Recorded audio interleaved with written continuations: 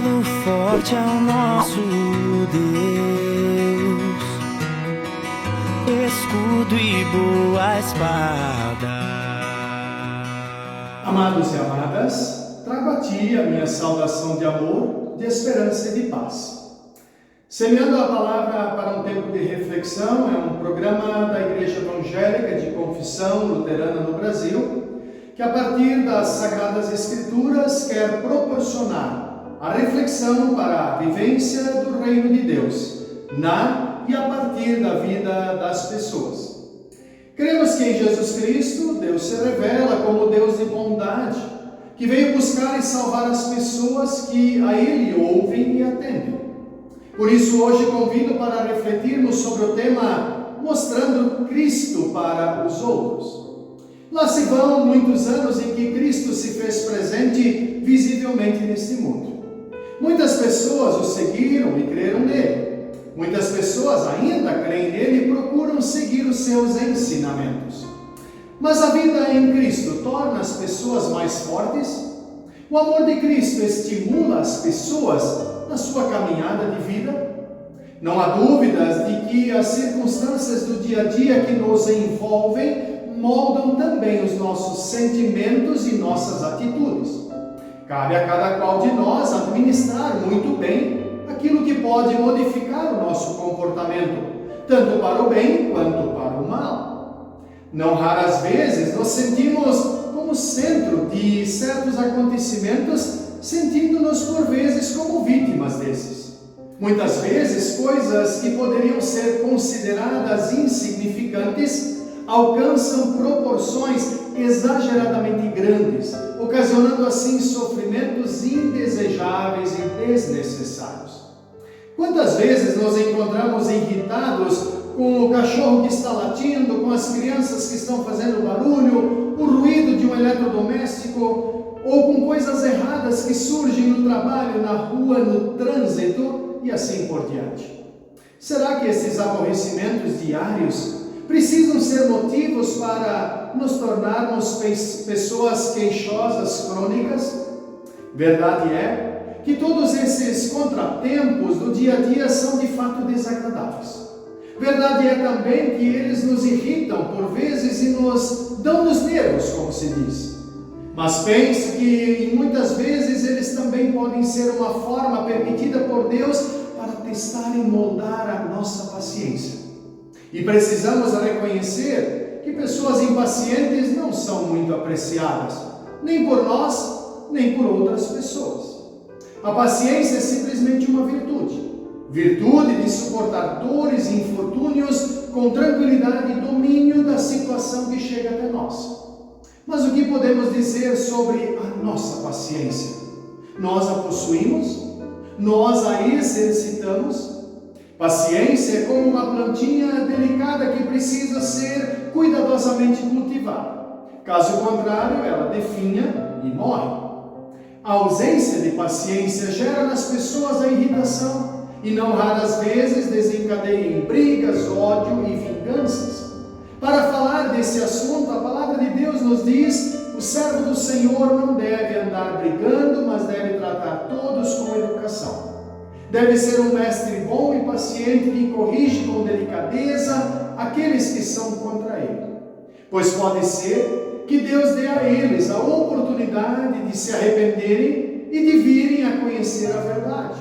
E assim voltarão ao seu perfeito juízo e escaparão da armadilha do diabo, que os prendeu para fazerem o que ele quer.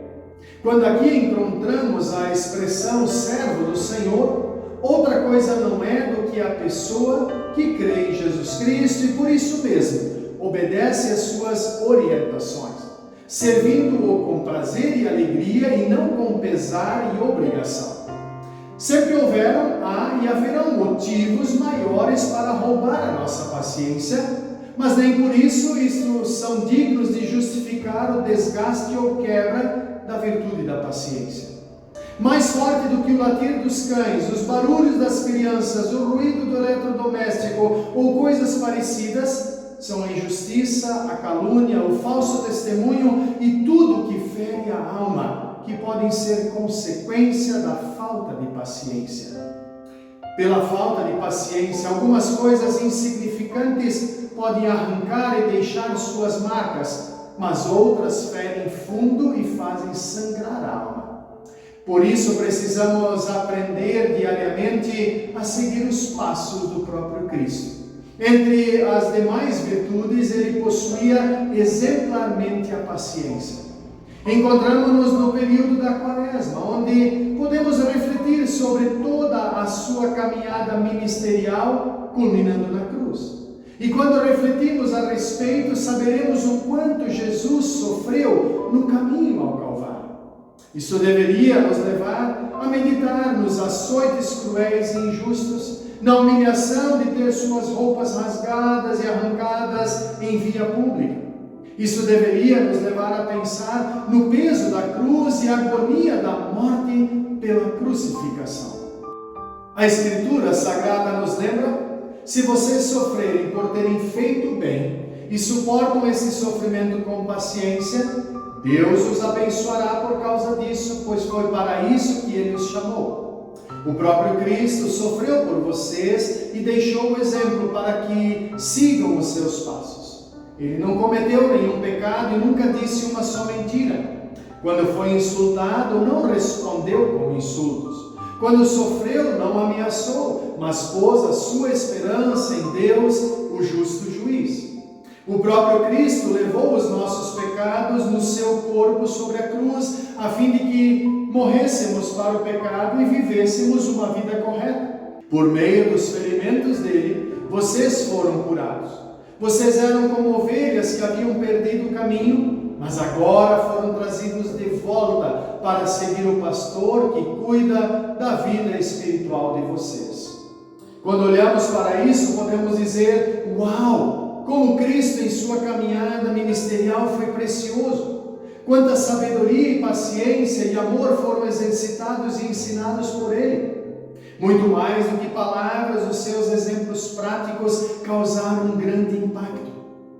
Podemos nos perguntar: e nós, como seguidores, o que devemos fazer? A cada novo dia, Deus nos dá uma oportunidade de examinarmos a nós mesmos e em nosso ser, pensar e agir, mostrar que somos seguidores deste Cristo que veio ao mundo e quer salvar a todas as pessoas. E isso inclui a mim e a você.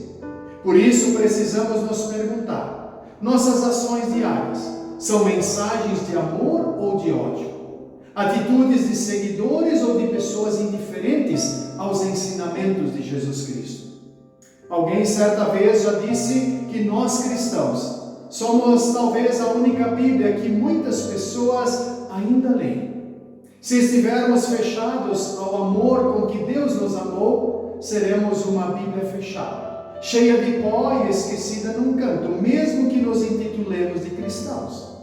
O egoísmo humano, a ganância que domina o mundo, o desejo diabólico de reger o ser humano no lugar de Cristo, cria um cenário ideal para o roubo do amor, da justiça, da verdade, da paciência e dos demais frutos do reino de Deus. Tiago, discípulo de Jesus, nos recomenda: vocês também precisam ter paciência.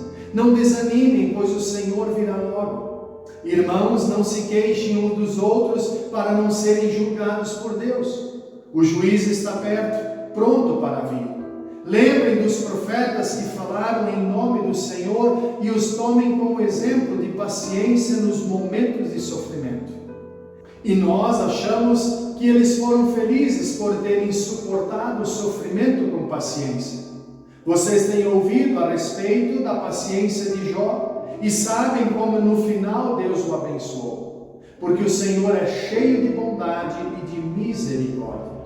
Seguir a Cristo passo a passo, dia após dia, é o segredo para cultivar os sinais do reino de Deus. Século 21, lá se vão muitos anos em que Jesus veio ao mundo semear a boa semente de amor e de paciência.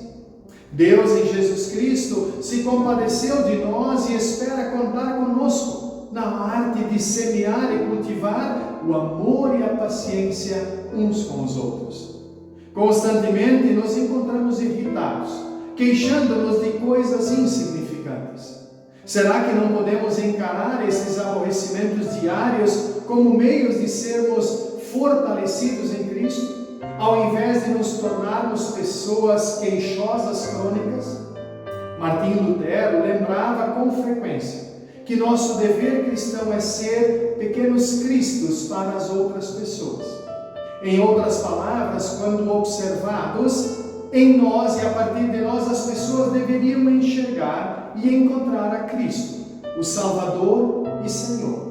Que Deus molde e transforme diariamente o nosso ser, pensar e agir, usando-nos para mostrar Cristo para as outras pessoas. Deus abençoe ricamente a minha e a tua vida, moldando e transformando todo o nosso ser e o nosso viver. Um forte abraço e até o nosso próximo encontro. Amém.